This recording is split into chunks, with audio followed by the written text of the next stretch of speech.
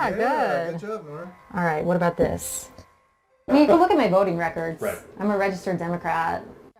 Some people think this Cleveland woman is brewing the strongest tea in American politics right now. If you would have told me like 2 years ago that I would be alienated from the Democratic Party, I wouldn't have believed it. I really, really hated Trump, what was going on in the Trump administration, but I just don't think people realize what a big deal closing school for a year was.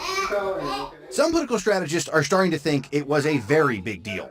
To them, Angie Schmidt represents frustrated suburban moms whose vote is now up for grabs because, they say, Democrats were too cautious about public schools and the pandemic. I have like a friend that I talk to about this a lot is all of a sudden we're at odds with the people we used to agree with.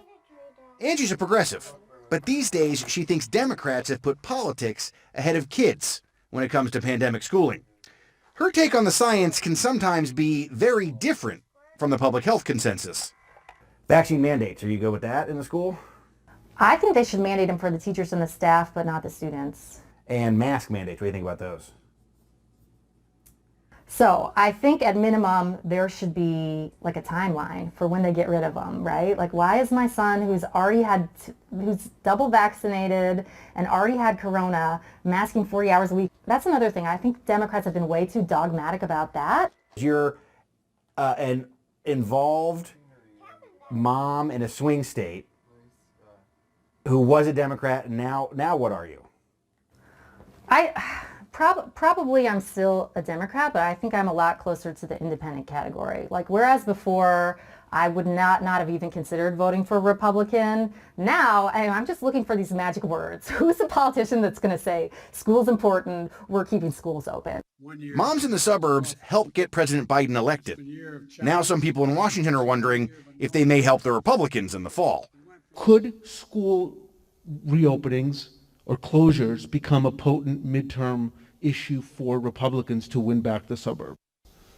Oh, I think it could be. Hi, Katie, how are you? Thank you for coming. So this is Marla. Back in Ohio, these moms are popping the cork on a plan for Democrats to go back on offense. I've been hoping and wanting, the White House to pay a lot of attention to those conversations that are happening at the bus stop. But, even more important than speaking to you as a Surgeon General or as a doctor, I want to just talk to you as a parent. Last week, the Biden administration hosted the first ever White House COVID-19 parent checkup. Katie Paris came up with the name. She runs Red Wine and Blue, a group that tries to get suburban moms to vote Democratic. The White House reached out in the midst of all these legislative battles going on and said, we want to prioritize listening to parents. I just watched so many moms suffer through that. I think the pandemic just identified we need help. Like all moms need help, regardless of if you vote or don't, if you're Republican, Democrat. Yeah. We all have been in the trenches with this. You all are particularly plugged into this in a way that I think a lot of folks are not. Should Dems be worried? They should be worried if they duck. They should be out there proudly. I want paid leave. I want universal child care. Say it proudly. Say it loudly. Don't duck. And then if they don't do that, they should be scared. And say that we want to keep our schools open and we're going to make sure that parents and teachers have all the support they need to be able to do that safely.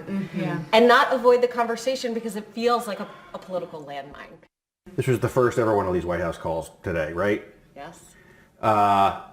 Too little too late, or is there still time? I would hope that this is just the beginning of these conversations. I don't think that most parents are thinking about how many days or months are there until the next election? They just want to be heard. Right.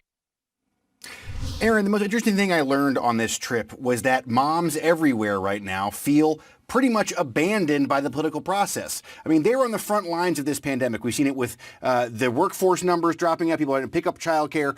And the moms who are on the Democrat side who want them to win, they're annoyed that Democrats haven't passed things like paid family leave or that expanded child tax credit that they're trying to do. So for Democrats, they have time. But what I found out in the suburbs is that they have a lot of enthusiasm that's waning for them right now. It certainly Aaron? is fascinating seeing those groups. All right, Evan, thank you very much.